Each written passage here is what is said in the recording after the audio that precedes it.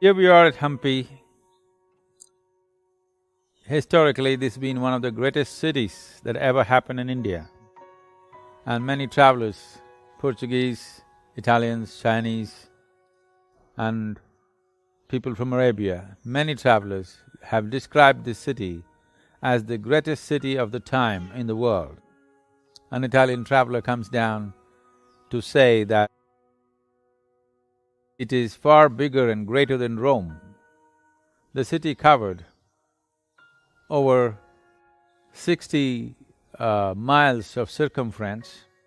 Among these beautiful rocks, which still remains and exudes an aura of fascination, an aura of magical presence, I cannot wonder why they would have chosen a place to set up a city like this in these rocks, because in terms of defenses and the magical presence of these rocks, the place is full of rocks. Probably we will show you some shots later. It's a rocky place, magnificent rocks. A whole lot of them have been broken to build structures and temples, but still the live rocks which are just sitting all over the place create such a magical atmosphere even today. This place has a historicity which goes back into 4,000 year BC. There are caves where even today there are images and carvings in the caves which are over 4,000 years old. And Agastya Muni himself seems to have come, we can say in many ways, because he stepped in here and did something significant here. From then on, there's been no looking for this place. There has been rise and fall, but it rose to its height, true heights, during 13th, 14th century, during the great Krishna-Devaraya era, when it was called as the Vijayanagar Empire. Somewhere in early 14th century, two brothers who were known as Hakka and Bukka, or Harihara and Bukka, who were governors in the Kakatiya Empire, learned the art of administration and stuff, and then they decided to come here and set up their own kingdom.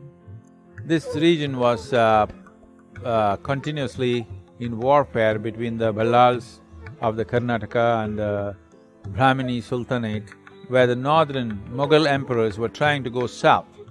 In many ways, for 200 plus years, the Vijayanagar Empire became a bulwark to stop the flow of Islamic invasions into the south. That is one reason that the influence and dominance of Islam remained minimal in the south, and Vijayanagar Empire was mainly responsible for making that happen, because they organized their armies, and this is one empire, probably the only one in the country, which controlled both the coasts for a period of time. From coast to coast, from east coast to west coast, entirely they controlled the territory. So the sea trade was dominated by these people. Probably no other Indian king or emperor ever controlled the sea trade as Vijayanagar did. And they dominated the place, and they brought in European and Arabian goods into the country, and they traded extensively with Asia, Arabia and Europe. So, this whole empire existed in such a phenomenal way at that time, the glory of it, you still cannot miss it. One thing is, there is a story about how this happened. These two brothers came and they were captured by the Islamic Sultanate and taken to Delhi. And they converted themselves to Islam. For over 15 years they lived as devout Muslims, because that was the only way for them to survive. Then they were brought back here to take charge of this place and rule this place as representatives of Delhi Sultanate. And then they met sage Vidyaranya. They formed the first step, the first foundation stone for the Vijayanagar Empire was laid like this. How they chose this place is interesting. This place called Anegundi, we are just little off that place right now. Here, when Vidyaranya and the two brothers came, they went hunting with their dogs, and there were 5 dogs and a hare. There was a hare. These 5 dogs, the king's dogs, attacked. The strange thing that they saw was, normally a hare would be killed in moments if these 5 dogs go at him, but this particular hare stood up and fought the 5 dogs, and kind of the dogs backed off, looking at the fierceness of the hare. Then they decided that this is the place where they should establish their kingdom, and from that basis and from that kind of symbolism, that it doesn't matter who you are, if you're willing to stand up and make these things happen, you can fight back and build it. From that basis, they built this great empire which stretched across the southern peninsula, covering the whole of Deccan, coast to coast.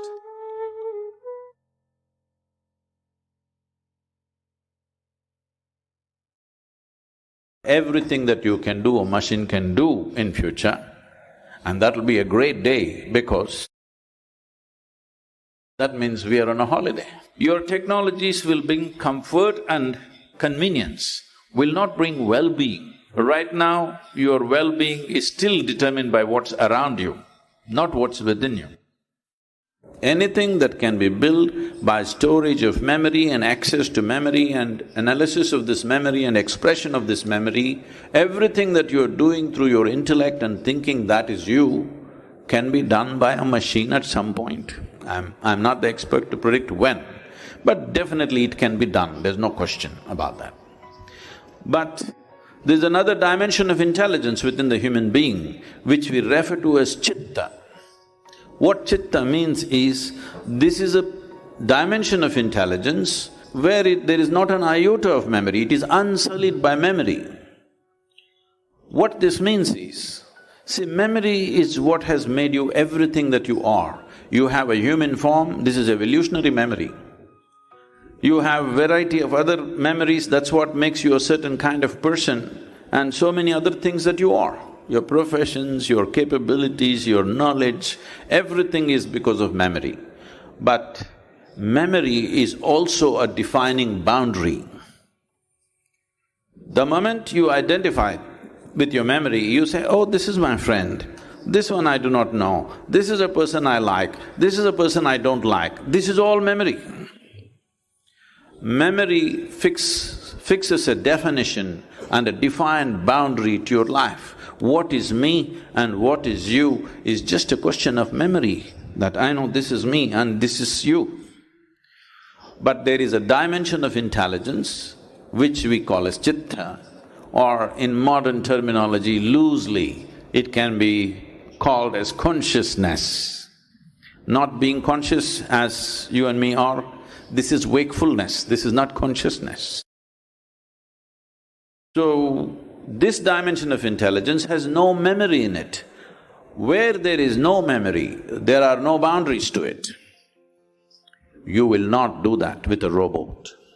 Do what you want. Because everything that can be done by memory will be done.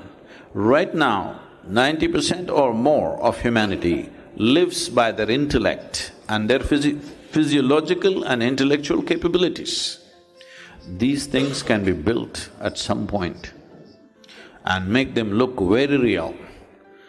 So, once machines start doing this, it is inevitable for you to explore the deeper dimensions of who you are. Maybe 500 years ago, let us say, if you want to be a big man in the place, in your town, you had to have big muscles. Whoever had the big muscles was the big man, strong man there. But now if you have big muscles, we will give you a menial job. We don't recognize you. One reason why women have an equal space or reasonably equal space on the planet today is because of technology, because the power of the muscle has been neutralized. How much brain power do you have, how much intellectual power you have is deciding things right now. But if intellectual power is taken by the machines, naturally human beings will dig deeper into their consciousness. A machine cannot dig deeper, but everything that you can do, a machine can do in future, and that'll be a great day because that means we are on a holiday. We don't work for a living. Now we look at life in a completely different way, which will be very, very significant. In fact, for the first time, we will become human beings. We must understand why we are called human beings. That means we are the only creatures on the planet who know how to be. Without a social atmosphere, many of you will not know how to survive. A bug knows how to survive far better than you, better equipped than you, because he's just focused on his survival. But a bug will not know how to be conscious. You can definitely build a bug. It's very interesting that today in the computer technologies we are using these words, that's a bug, it's a virus. Definitely.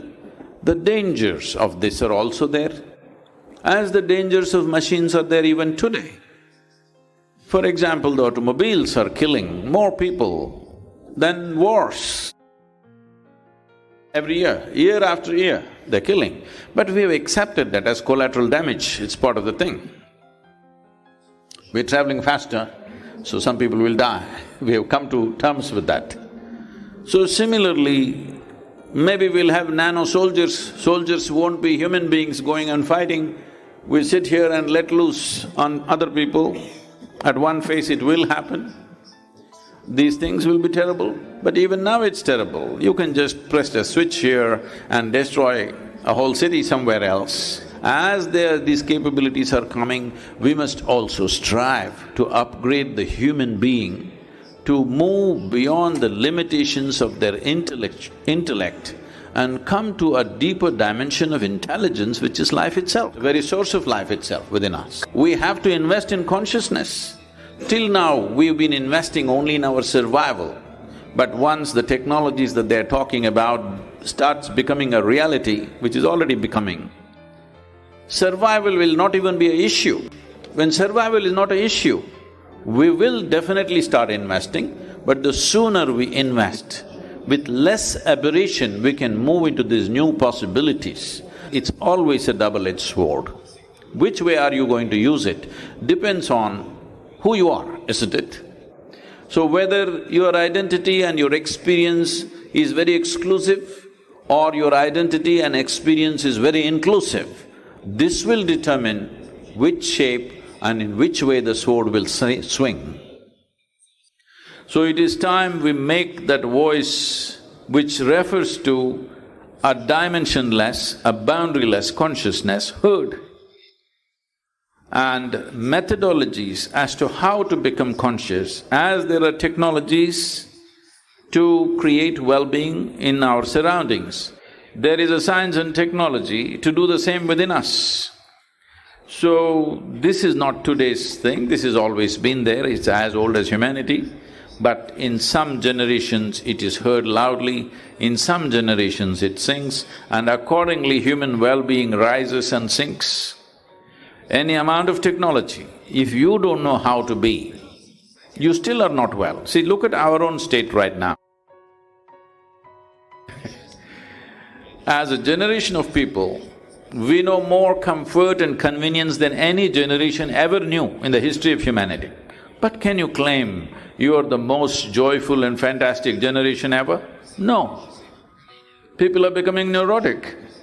I am not saying we're worse than other generations, but we are not significantly better for the amount of toll we have taken on every other life to have what we want to have.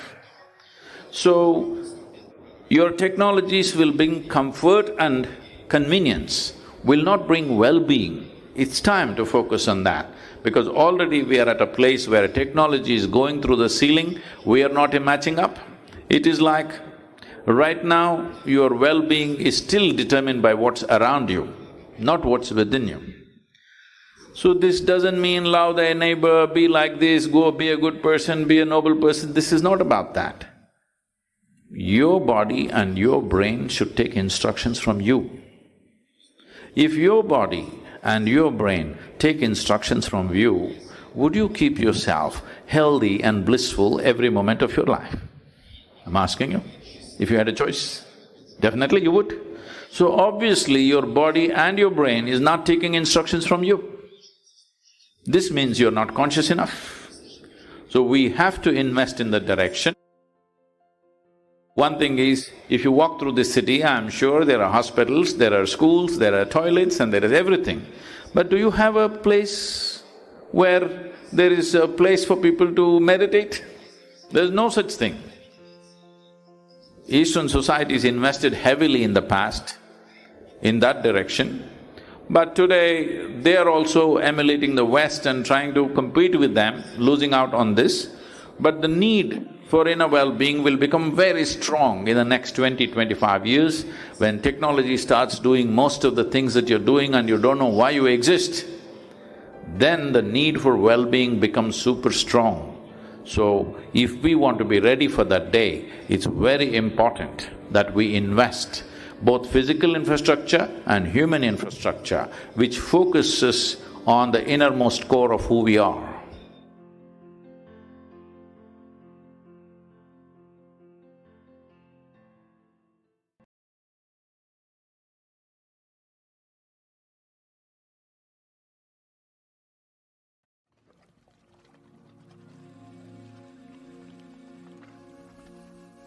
Wherever you sit, stand, whatever you touch, there is memory and transaction happening all the time. It must be a conscious process. If it's a compulsive process, then you will pay the price for it. It is not that this is sin, that is sin. Question is, what is your priority in your… Sadhguru, how can a person stay committed to someone in a relationship? Is it natural to love someone and yet be sexually attracted to others? What should be the proper course of action that should follow, or how does one handle this? See, there is a psychological integrity, there is emotional integrity, but there is a biological integrity also. Integrity does not mean morality. Integrity means you create a situation where it works best for you. So when we say integrity, suppose I say, there is a certain integrity to my body, this means it's strong and resistant to a whole lot of things, isn't it? It doesn't mean I'm morally stuck in something. So I'm talking about… I want you to understand the word integrity in that context. We are talking about integrity in terms of strength of this life. So if that is the thing, is it true? Do you remember how your great-great-great-great-great-grandmother 10 generations ago looked like? Do you remember? No. But her nose is sitting on your face. Yes or no? Body remembers, isn't it? Body remembers your forefathers 1,000,000 years ago. Yes or no? So what you're calling as my body is a heap of memory, isn't it? Memory or no? See, now from Nepal you came to Shillong, you eat a lot of this Meghalaya food, your features won't change because your body remembers what is your genetics, no matter what.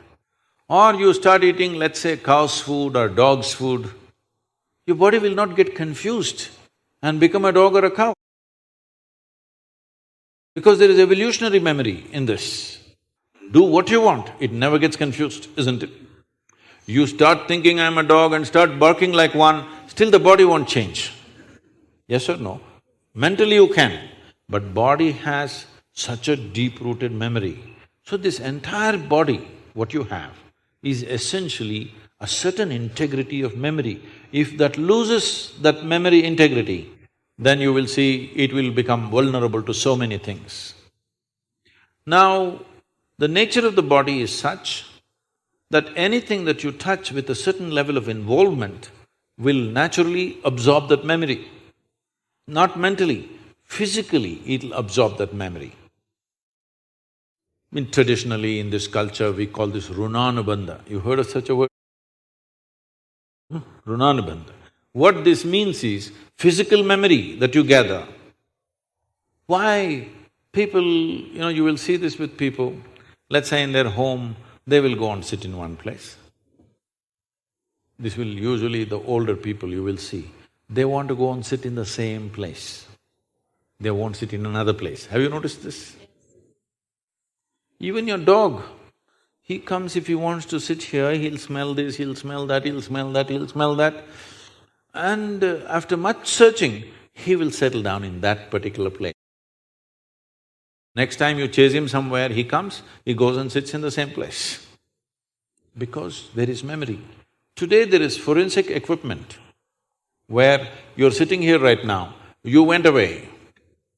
After 2, 3, 8 hours, if they come, not with a dog can easily do it. But with forensic equipment, we come here and just check this chair and we know it was you who was sitting here, not somebody else. So there is memory. Wherever you sit, stand, whatever you touch, there is memory and transaction happening all the time. Well, you come from Nepal, in India also it's very much there, in south is very strongly there, north maybe it's become weakened. People never give salt to another person. Do you know this? Here also? If somebody gives you salt, you say, please keep it there. Because there are certain materials which transmit memory much better than others. Salt, sesame seeds, lemons, like this, if you give traditional people, they'll say, keep it there, I will take it. Because they don't want to develop runanabandha with you. Now, in India, if you see older generation of people, if you try to shake their hands, they'll do like this, because they don't want to get runanabandha with you. Because the idea is to keep the integrity of your body's memory in such a way that it doesn't become vulnerable to other things, that you become a very integrated life. If you want to nurture yourself to be a certain possibility, then you have to maintain the memory integrity. This is what runanabandha means. You keep your physical memory to the minimal. A sexual interaction is something where a huge amount of memory is taken from one to the other. So, always, not in this society, everywhere else, forever people saw the advantage of keeping that memory to the minimal. If you make that memory very complex, you will see to be at ease will become very difficult after some time. There will be pleasure, but there will be no joy in your life. You can observe people, don't go by what I'm saying. You can observe people, they will have pleasure, they will giggle all the time, but you look at them, there is no joy in them, there's no ease. Because the ease will go away with excessive memory. This is not only with sexuality, there are many other things that you do like this. Right now you see this very much in the Western societies. Wherever I go, especially in America, people will come, Sadhguru, where is my hug? I say, it must be with you. Why is it with me? It is not like at a certain moment when you feel close to somebody, you hug them. It's like all the time you have to touch people. Because today's psychiatrists are analyzing these things and saying that is because they have not been sufficiently touched by their mothers and parents at an early age.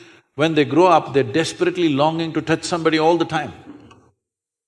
All these things have a serious impact on one's life. How much physical contact when the child is born, this will determine how much physical contact they will long for later on.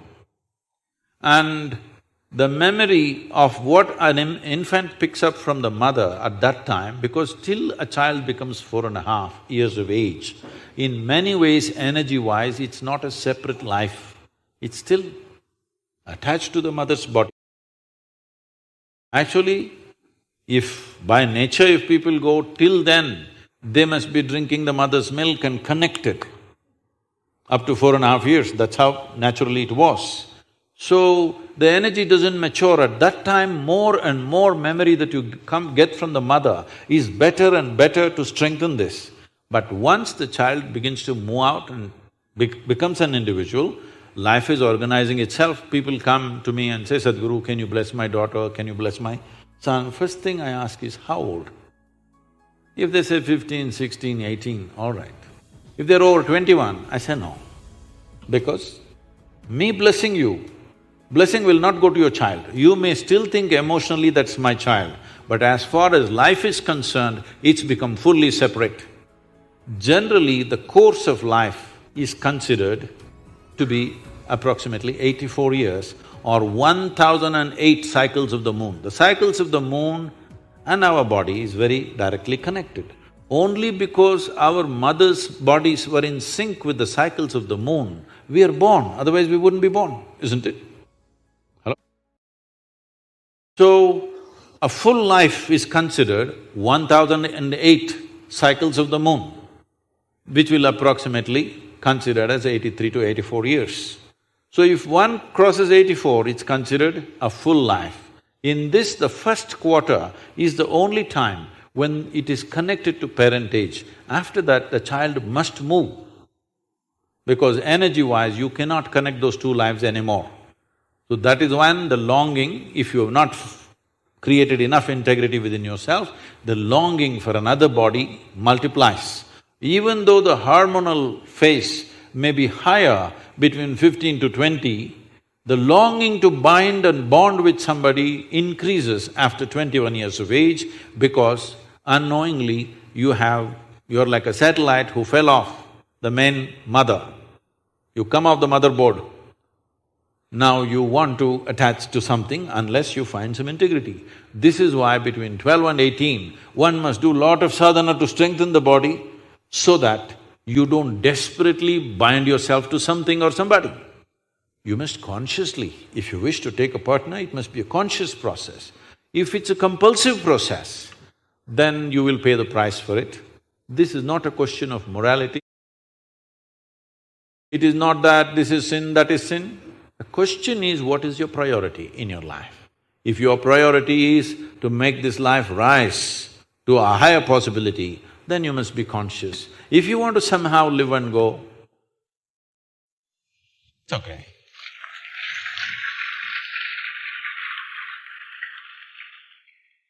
Thank you, Sadhguru.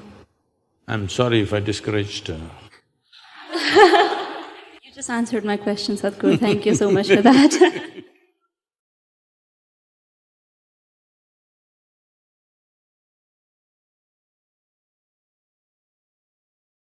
Marriage is not a commodity that you carry on your head, but many people carry it on their head. It's an arrangement, so that socially there is some sense to the way you fulfill the needs that you have.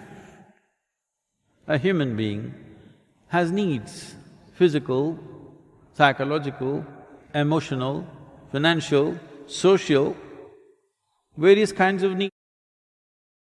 To fulfill these things in a dignified manner, we came up with something called marriage, so that it is fulfilled within a framework. Your desires don't run wild and disturb everything in the society, some kind of a framework, so that it can be conducted in a sensible manner. Now you have raised this to heaven because somebody told you marriages are made in heaven. Only the unmarried ones think so.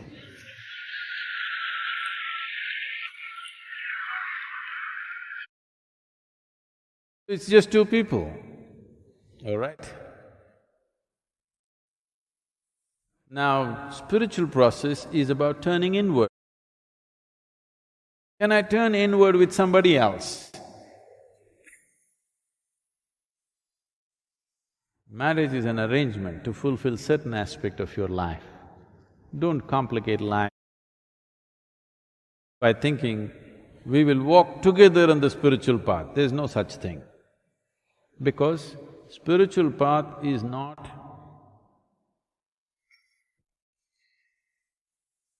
the path that you take into the Velangiri mountains, that you want to walk together. Even if you go to Velangiri mountains, please don't walk hand in hand. It's a narrow pathway and it's not an appropriate way to walk in the forest. You can walk in the park hand in hand. You can go shopping hand in hand. You can sit in a cinema hand in hand. You can't turn inward hand in hand.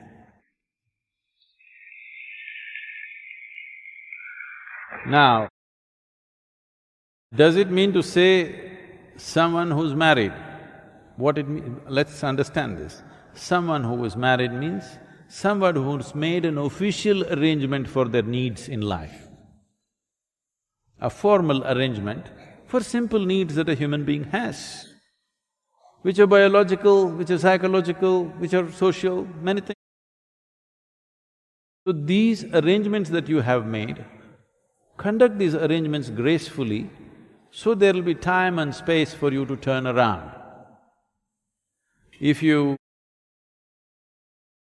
pay excess attention to these arrangements, then turning around will not be possible.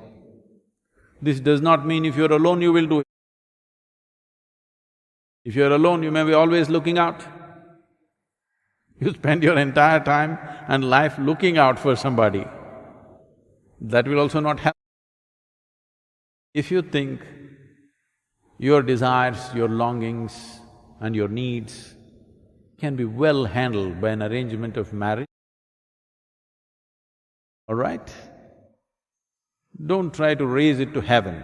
It doesn't happen in heaven, believe me. And if heaven is making so many mistakes, then we'll have to seriously reconsider many things.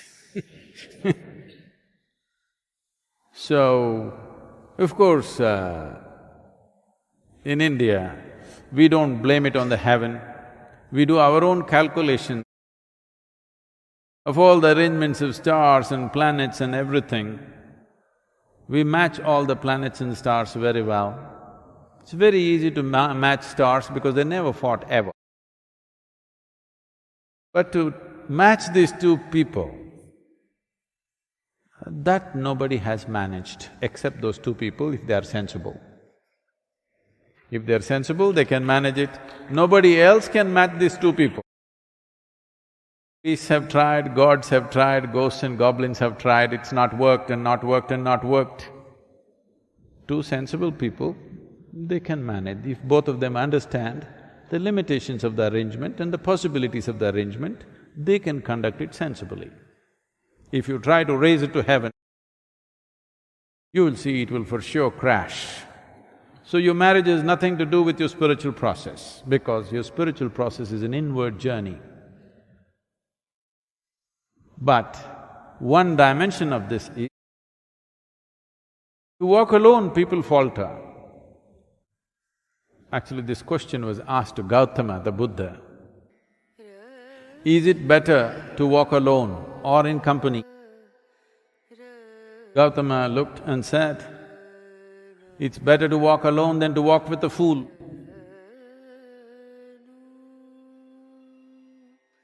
Because Gautama, not me, okay?